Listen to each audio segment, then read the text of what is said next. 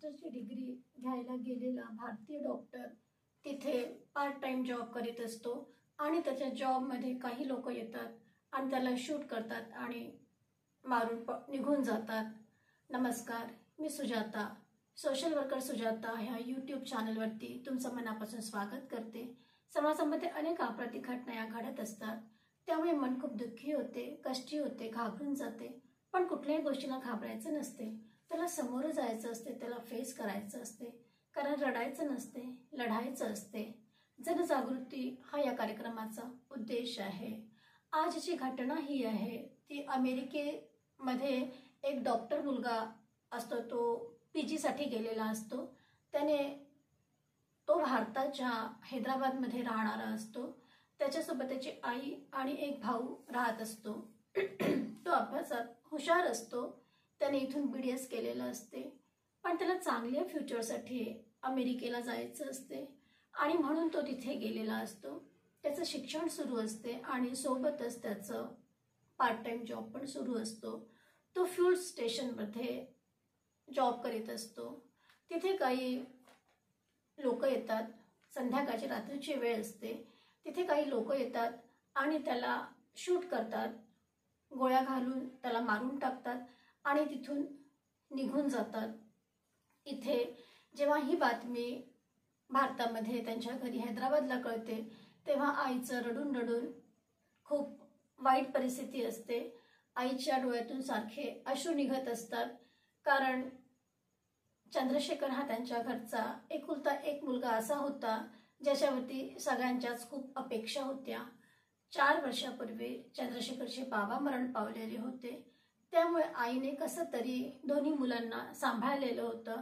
त्यातून छोटा हा चंद्रशेखर अभ्यासात हुशार होता, त्यामुळे आईने आपल्या जवळचे जे काही पैसे असतील ते पैसे खर्च करून त्याला विदेशात शिक्षणासाठी पाठवलेलं. ह्यासाठी की त्याचं फ्युचर तिथे चांगलं होईल, ह्यासाठी त्याला पाठवलं. आणि तोही तेवढ्याच इमानदारीने तिथे अभ्यास करीत होता आणि अभ्यासासोबत सोबत माझा खर्च स्वतः मी काढावा म्हणून तो तिथे पार्ट टाइम जॉब पण करत होता.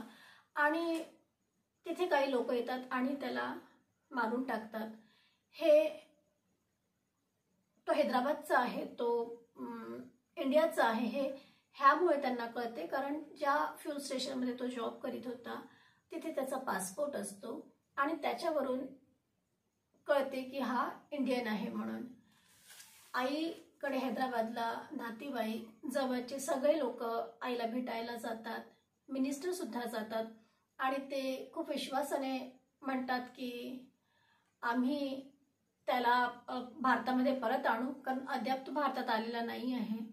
तर आम्ही भारतात आणण्याचा सगळा प्रयत्न करू आणि आपल्या मुलांना का मारल्या जाते आहे ह्याचं शोध घेऊ आणि हे असं होऊ नये त्यासाठी आम्ही प्रयत्न करू, असं त्या मिनिस्टरने सांगितलेलं आहे.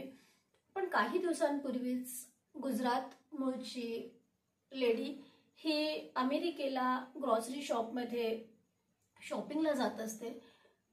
ती तिथे पैसे मोजत असते. काही बुरखाधारी लोक येतात आणि तिच्याजवळचे पैसे हिसकवण्याचा प्रयत्न करतात आणि हिसकवतात. ती तिथली एक वस्तू उचलून विरुद्ध दिशेने फेकते आणि बाहेर पळून जाण्याचा प्रयत्न करते आणि ती पळून जाते. तिच्या मागे मागे सगळे जे बंदूकधारी लोक असतात ते तिच्या मागे जातात आणि तिने कोणाला काही सांगू नये म्हणून तिथेच तिला शूट करून तिला मारून टाकतात. ह्या अशा अनेक घटना आता अमेरिकेमध्ये होत आहेत. भारतीयांवरती सारखे हल्ले तिथे होत आहेत. ह्याबद्दल तुमचं काय मत आहे कमेंट्स करून नक्की कळवा. तुम्ही पाहताय social worker Sujata, real crime stories, ज्यामध्ये सत्य आहे पण त्यावरती विश्वास ठेवणं कठीण आहे. परत भेटूया पुढल्या वळणावरती. तेव्हापर्यंत लाईक करा, कमेंट्स करा, शेअर करा आणि सबस्क्राईब तर कराच करा.